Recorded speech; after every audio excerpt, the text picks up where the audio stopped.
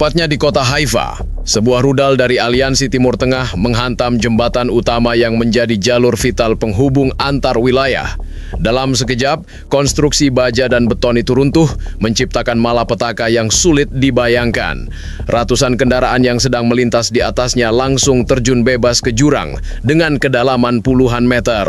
Bisa dibilang, siapapun yang tadinya niatnya cuma mau nyusul jam makan siang, sekarang malah nyusul malaikat Israel duluan. Kejadian itu berlangsung begitu cepat. Beberapa saksi mata menyebutkan bahwa awalnya terdengar suara dentuman keras, lalu jembatan berguncang seperti terkena gempa. Tak lama, sebagian besar badan jembatan retak kemudian ambruk total. Puluhan mobil, bus, dan truk melayang ke bawah, disertai suara teriakan panik dan deru mesin yang tak lagi bisa dikendalikan. Ironisnya, jalan tol yang biasanya bikin orang kesal karena macet, kali ini justru memberikan shortcut paling cepat menuju alam baka. Serangan ini tak hanya melumpuhkan transportasi, tetapi juga menghancurkan mental warga. Haifa dikenal sebagai kota pelabuhan strategis, dan jembatan itu selama ini menjadi jalur utama distribusi logistik serta lalu lintas warga. Dengan sekali tembakan, aliansi berhasil menunjukkan betapa rapuhnya infrastruktur yang selama ini dibanggakan. Israel yang suka pamer teknologi pertahanan canggih malah nggak kepikiran kalau jembatan mereka ternyata lebih ringkih daripada hati mantan pas lagi lihat story pasangan barunya. Jumlah korban jiwa diperkirakan mencapai ratusan, sebagian besar tewas seketika akibat benturan dan ledakan berantai di dasar jurang. Api menjalar dari kendaraan yang meledak, menambah suasana mencekam. Tim penyelamat yang datang hanya bisa mendengar jeritan samar dari bawah, sementara asap hitam membubung ke langit. Bagi warga sekitar, langit Haifa sore itu seperti nonton film action dengan tiket gratis. Sayangnya, endingnya beneran bikin trauma, bukan sekedar hiburan. Dengan peristiwa ini, Haifa kini menjadi pusat perhatian dunia, bukan hanya karena jumlah korban yang besar, tetapi juga karena simbol kehancuran infrastruktur vital Israel yang selama ini dianggap kokoh. Jembatan yang dulu jadi ikon kemegahan, sekarang malah jadi monumen kegagalan paling baru di peta geopolitik Timur Tengah. Suasana di Haifa berubah drastis hanya dalam hitungan detik. Dari sebuah sore biasa menjadi tragedi yang akan dikenang selama puluhan tahun ke depan. Setelah rudal menghantam dan jembatan utama runtuh, ratusan kendaraan yang sedang melintas di atasnya tidak punya waktu untuk mengerem atau menyelamatkan diri. Mereka seperti mainan yang dijatuhkan dari rak tinggi, meluncur ke jurang dengan kecepatan penuh. Kalau biasanya orang Israel bisa klaim teknologi mereka canggih sampai ke langit, kali ini yang terbang bukan drone, tapi mobil-mobil rakyatnya sendiri. Saksi mata menggambarkan pemandangan itu bak neraka terbuka. Mobil-mobil berjatuhan satu persatu, beberapa masih sempat membunyikan klakson, seolah berharap ada keajaiban. Tapi tak ada yang bisa menghentikan hukum gravitasi. Tuhan, tolong, mungkin jadi doa terakhir yang keluar, meski ironisnya suaranya lebih tenggelam oleh dentuman besi yang hancur. Sesampainya di dasar jurang, tabrakan demi tabrakan menciptakan rentetan ledakan. Api menjalar cepat, menelan puluhan kendaraan sekaligus. Asap hitam pekat mengepul ke langit, menyelimuti kota dengan bau terbakar yang menusuk hidung. Bayangkan, sebuah jalan tol yang biasanya dipakai buat pamer mobil mewah, sekarang berubah jadi showroom bekas dengan diskon 100% karena semuanya sudah hangus. Tim penyelamat yang tiba di lokasi hanya bisa tertegun beberapa saat. Mereka disambut suara jeritan dari korban yang masih terjebak di dalam mobil yang ringsek. Upaya evakuasi hampir mustahil dilakukan dengan cepat karena akses menuju dasar jurang tertutup puing dan api. Ada yang bilang kalau di Israel biasanya butuh Waze buat cari jalan tercepat. Kali ini, bahkan Google Maps pun bingung, jalurnya sudah resmi hilang di telan bumi. Korban jiwa terus bertambah. Rumah sakit di sekitar Haifa kewalahan menerima pasien luka bakar dan trauma. Korban yang berhasil selamat pun mayoritas dalam kondisi kritis.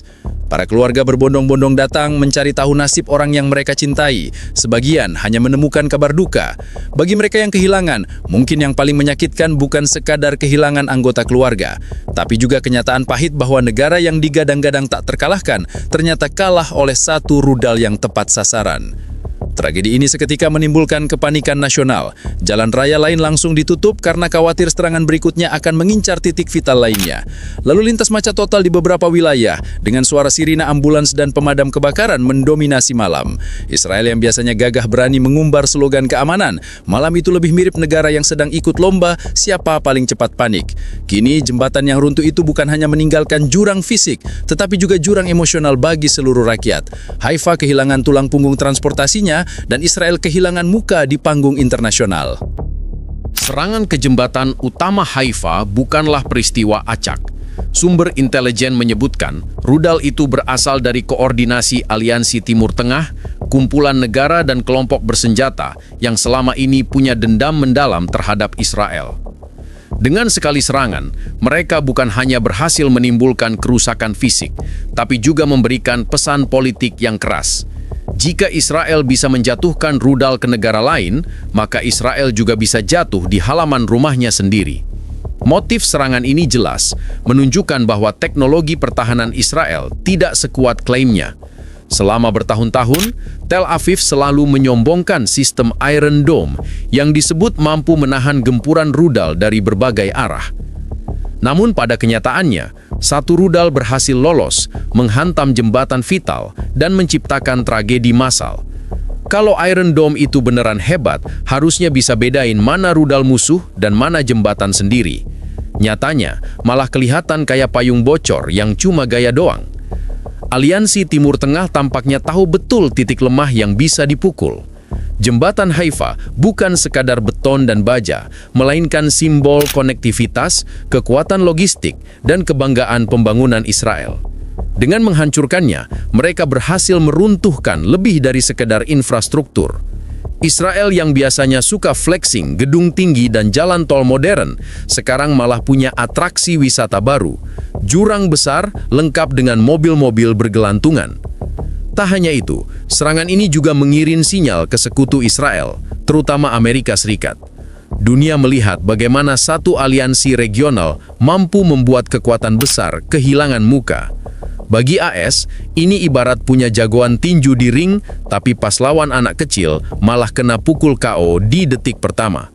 Di sisi lain, pemerintah Israel kini menghadapi tekanan politik dalam negeri. Warga menuntut jawaban, bagaimana mungkin sistem pertahanan miliaran dolar gagal melindungi satu jembatan saja. Para pejabat militer pun saling menyalahkan, mulai dari kesalahan intelijen hingga kegagalan teknis. Satu-satunya yang konsisten hanyalah alasan klasik, alias terjemahan bebasnya, kita juga bingung bro. Reaksi dari Aliansi Timur Tengah sendiri cukup dingin. Beberapa media mereka menayangkan gambar runtuhnya jembatan dengan narasi kemenangan. Mereka menyebut serangan itu sebagai bukti nyata bahwa perlawanan bisa menembus benteng musuh. Dalam narasi mereka, Haifa bukan lagi kota pelabuhan, tapi kota peringatan, pengingat bahwa arogan selalu punya harga. Dengan demikian, serangan ini bukan hanya soal korban jiwa, melainkan juga pesan simbolis yang jauh lebih besar. Israel tidak kebal, dan semakin dalam jurang yang ditinggalkan jembatan itu, semakin besar pula jurang kepercayaan rakyatnya terhadap pemerintahnya sendiri.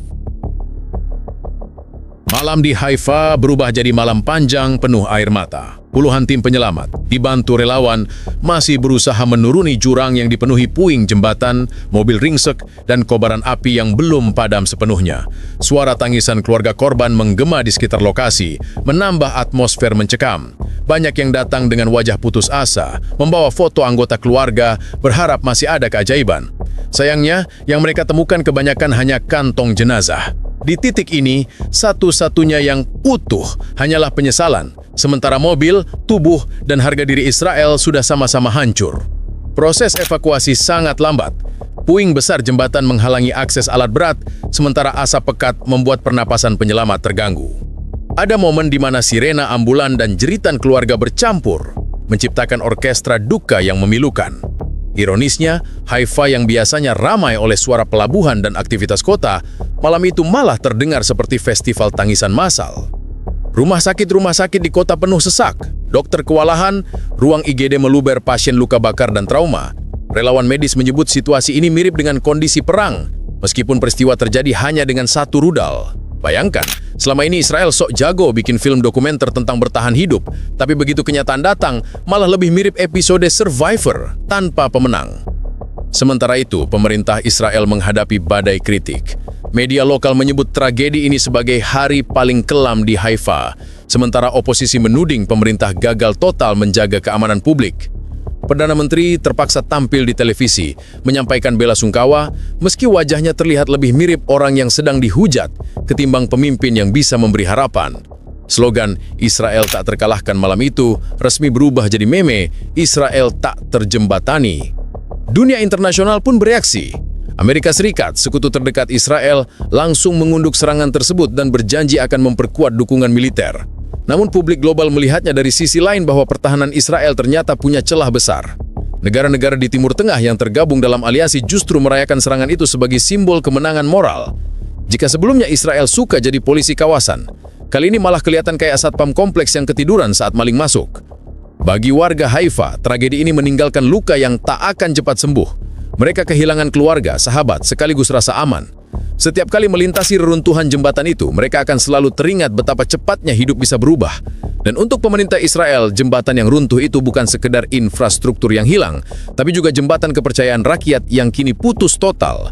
Haifa kini berdiri sebagai kota yang berduka, dunia menatap dengan kaget, sementara aliansi Timur Tengah menepuk dada.